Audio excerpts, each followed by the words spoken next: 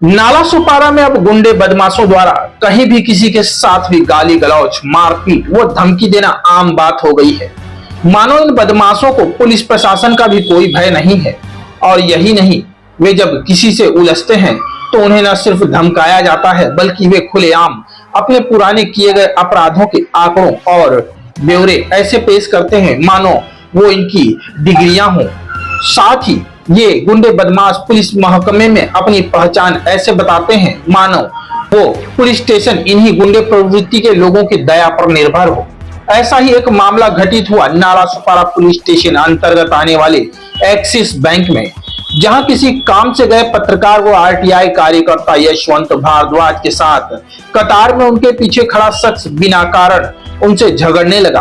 यहां तक कि उस गुंडे प्रवृत्ति के शख्स ने तो गाली गलौज करते हुए यशवंत भारद्वाज को जान से मारने की धमकी तक दे डाली। इसके साथ ही हाथापाई पर उतारू उस गुंडे प्रवृत्ति के शख्स ने तो गाली गलौज देते हुए, चिल्लाते हुए खुद ही अपने अपराधों का ब्यौरा देते हुए यह तक कहा कि उसके ऊपर 18 केस दर्ज हैं और कोई भी उसका कुछ नहीं बिगाड़ सकता। साथ ही उस गुंडे प्रवृत्ति के शख्स ने खुद ही दावा करते हुए कहा कि मेरे बारे में जानना है तो पुलिस स्टेशन में जाओ, तब तुमको पता चल जाएगा कि मैं कौन हूँ। हालांकि जैसे तैसे बैंक कर्मियों व बैंक गार्ड ने उस गुंडे प्रवृत्ति के शख्स को समझा बुझाकर शांत किया। हालांकि अगर सूझबूझ से काम नहीं लिया जाता तो शायद मामला काफी बढ़ सकता था, किंतु मामला शांत हो जाने के बावजूद भी वह शख्स बाहर आकर फिर से यशवंत भारद्वाज के साथ गाली गलौज करते हुए जान से मारने की धमकी देने लगा।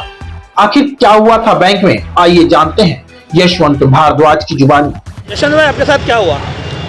मैं बीते 20 दिसंबर को ये नाला सुपारा पश्चिम के जो एक्सिस बैंक के ब्रांच पे मैं आया था यहाँ पे कुछ काम से कैश डिपॉजिट करने के लिए बैंक में। तो बैंक में नेटवर्क का इशू था, तो मैडम बोला ज़रा होल्ड करो, 10-15 मिनट के बाद नेटवर्क आएगा। तो आपका काम करते हुए मैं काउंटर पे खड़ा था, तो मेरे मोबाइल में जो एक्सिस बैंक का ऐप नहीं चल रहा था। कैश काउंटर पे मैडम से जानकारी लिया, मैडम ये ऐप क्यों नहीं चल रहा है और कैसे चलेगा। तो मैडम ने बोला कि जूने मोबाइल से, मैंने जो नया मोबाइल लिया था उसमें ऐप इंस्टॉल करें, जो जूने से अनइंस्टॉल करें। उसके बाद में डेबिट कार्ड से आप लॉगिन करें तो हो जाएगा। तो उतने में पीछे से एक शख्स आता, अज्ञात शख्स में जानता नहीं, जिसको कुछ काम से ही आया होगा, चेक लेके आया था। तो बीच में बोलने लगा और मैं अपनी बात रख रहा था। तो बोला ए तू बीच में क्यों बोल रहा है? बोला अरे भाई मैं यहाँ पहले खड़ा हूँ, मेरा काम होने के बाद आपका नंबर आएगा ना। तो बोलता तू ज़्यादा बोल रहा है क्या? बोला भाई ज़्यादा बोल रहा मतलब क्या हो गया? तो बोला तेरे को बताऊँ क्या? तो बताओ बोल के उसने मुझे धक्का मारा। धक्का मारने के बाद बैंक के जो सुरक्षा कर्मी हैं यहाँ सिक्योरिटी गार्ड, वो भी बीच में नहीं आ रहे हैं। वो मेरे को धक्का मारने के बाद बोला तेरे को बताओ करके मेरे को धक्का मार दिया। उसके बाद उसने क्या किया मालूम है? धक्का मारने के बाद मुझे गाली गलौज करने लगा।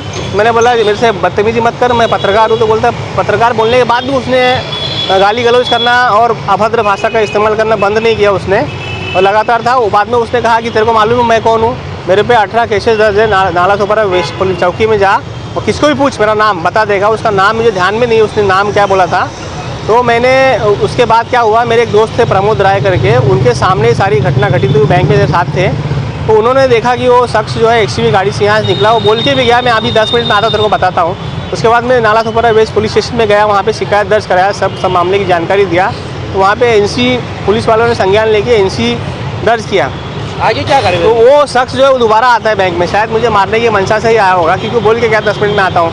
तो एनसी होने के आज 8 दिन होने के बावजूद भी जो पुलिस ने अभी तक कुछ कार्रवाई दिखाई नहीं दे रही। पुलिस से मेरे कार्रवाई की अपेक्षा है, लेकिन मेरी अपेक्षा पूरी होती दिखाई नहीं दे रही है। जब मैं गया वो कामले सर के पास एनसी है, उन्होंने बोला कि एक काम करो, उसका फुटेज के लिए आप डिटेक्शन के पास, डिटेक्शन में जब मैं डिटेक्शन ब्रांच पे गया तो उन्होंने कहा आपने उसकी फ़ोटो या वीडियो क्यों नहीं बनाई। तो मैं बोला सर उसमें वो मानी स्थिति में नहीं था कि मैं कुछ ऐसा वीडियो और फोटो बनाऊँ।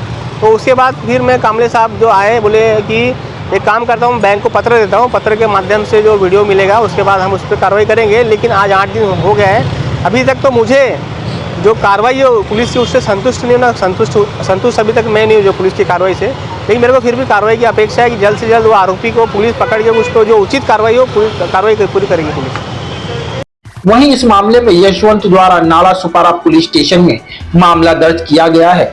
परंतु 8-10 दिन बीत जाने के बावजूद भी अब तक नाला सुपारा पुलिस इस मामले में उस शख्स का पता नहीं लगा पाई जिसने पत्रकार यशवंत भारद्वाज को जान से मारने की धमकी दी थी। हालांकि अब सवाल यह भी है कि गाली गलौज, हाथापाई, जान से मार डालने की धमकी के साथ साथ अपने आपराधिक रिकॉर्ड भी पेश करने वाले आपराधिक प्रवृत्ति के शख्स द्वारा जिस तरह से बैंक में असुरक्षा का माहौल तैयार किया गया, उस सब मामले में एक्सिस बैंक के मैनेजर की आखिर क्या जिम्मेदारी है?